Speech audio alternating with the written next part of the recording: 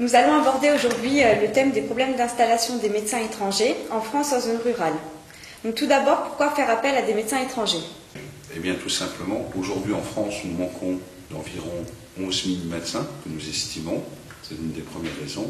Et la deuxième des raisons, c'est que, en fait, les médecins refusent plus ou moins d'aller s'installer en zone rurale. Donc c'est ce qui provoque les désertifications médicales. Et justement, pourquoi les médecins français refusent de s'installer en zone rurale? Tout simplement parce qu'ils se retrouvent seuls donc, pour travailler. Donc la solitude des médecins, dont on parle très peu.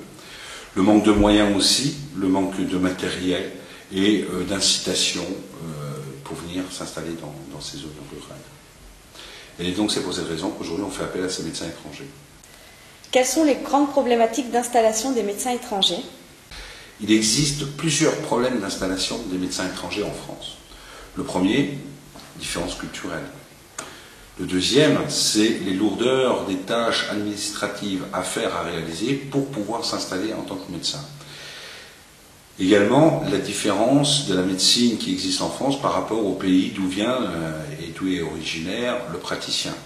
Différence de la pharmacopée, l'organisation du système de la santé, le système bancaire, administratif, fiscal, ce qui fait un ensemble de problématiques qui met 80% des praticiens en situation d'échec.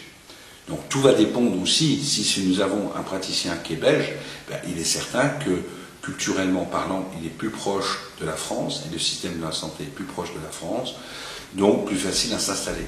Si on prend un médecin qui va être allemand, il va avoir des barrières culturelles qui sont plus importantes, la langue, l'organisation de la santé. Si c'est un médecin néerlandais, ça va être encore plus important. Si c'est un médecin polonais qui vient donc des pays de l'Est, les difficultés sont encore beaucoup plus importantes, ou qu'il soit bulgare, hongrois, roumain.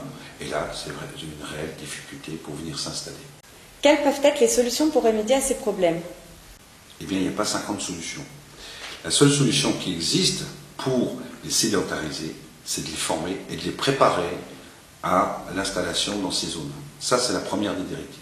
Mais avant, en amont, ce qui est important, c'est de leur expliquer la complexité d'installation, les difficultés d'installation, en toute transparence, qu'ils prennent conscience des choses pour éviter de faire venir des médecins et les mettre en situation d'échec.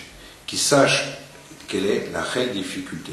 Donc, ce qui va permettre d'éviter que ces personnes viennent en s'imaginant que c'est un Eldorado.